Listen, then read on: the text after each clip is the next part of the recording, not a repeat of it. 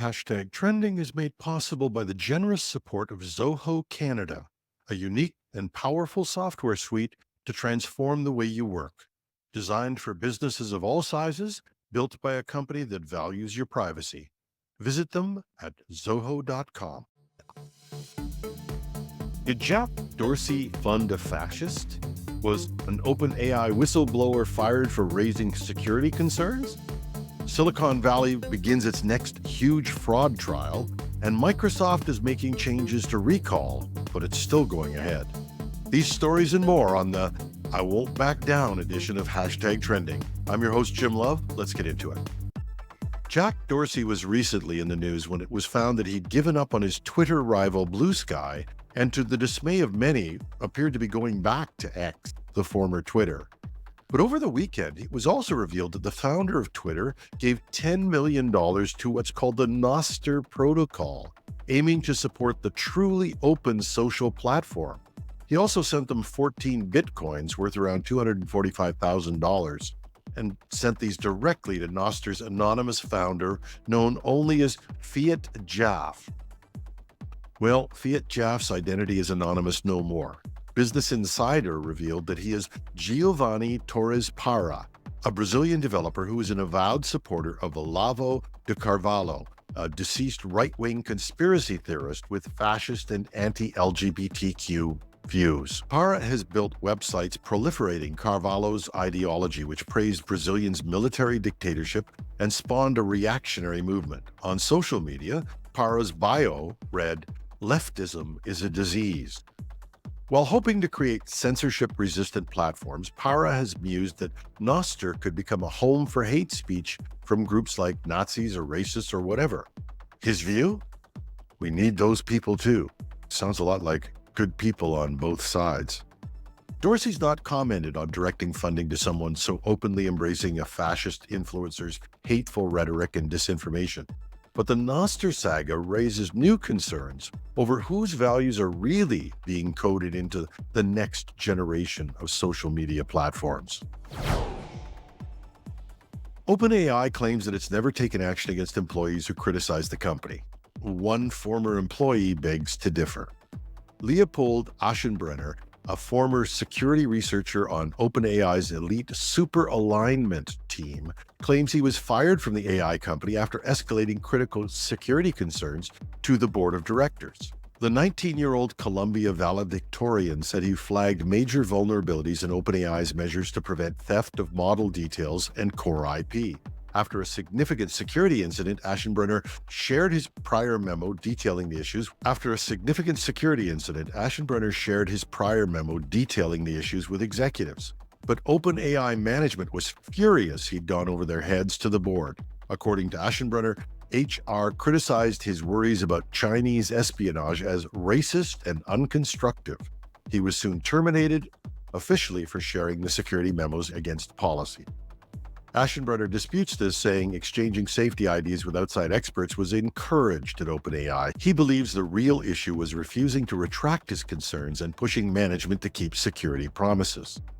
His firing adds to recent tensions at OpenAI. 90% of the staff demanded the board resign over AI safety conflicts, while the super alignment co-leads retired after Aschenbrenner's dismissal. Whether human-driven or AI-accelerated, security breaches could be catastrophic in the wrong hands. Aschenbrenner's whistleblowing highlights critical governance questions as groundbreaking AI capabilities expand, otherwise unchecked. We've reached out to Aschenbrenner for an interview. The highest-profile Silicon Valley fraud case since the Theranos saga is about to begin in San Francisco.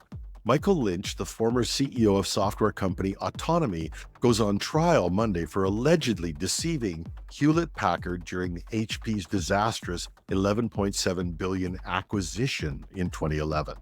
Prosecutors claim that Lynch and his team inflated Autonomy's revenues and financials, tricking HP into overpaying massively.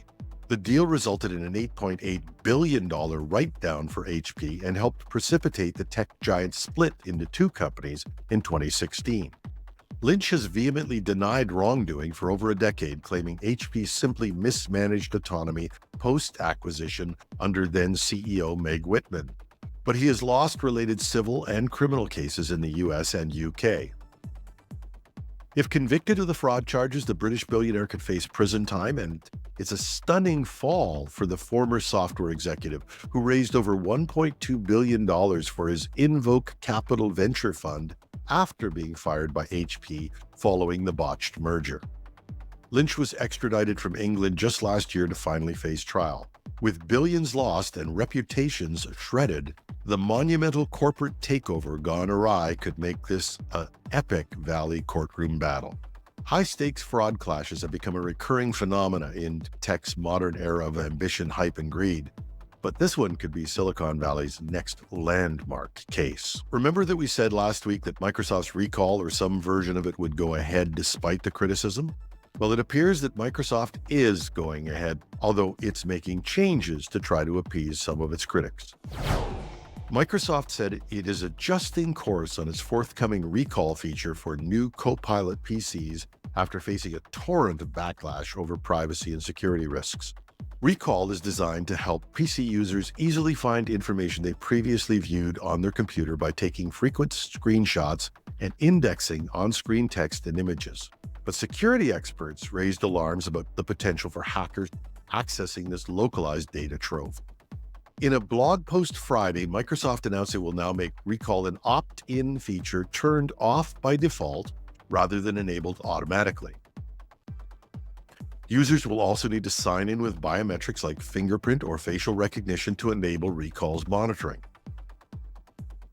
The company is further bolstering privacy by encrypting the Recall database, storing those periodic PC screenshots. Now, these changes come after Meredith Whittaker from Signal Messenger branded Recall a dangerous honeypot for hackers at this week's Axios AI Plus Summit, calling it a serious hijacking of trust. And while Recall does not sync data to the cloud, instead containing it locally, the original design drew concerns over ensuring appropriate user consent and security hardening.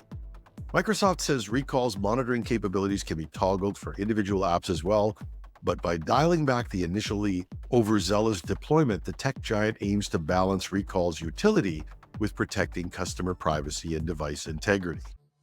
That's our show for today. #Trending goes to air 5 days a week with a daily news show and a weekend interview show we call the Weekend Edition. Show notes are at technewsday.ca or .com. Take your pick. I'm your host, Jim Love. Have a marvelous Monday.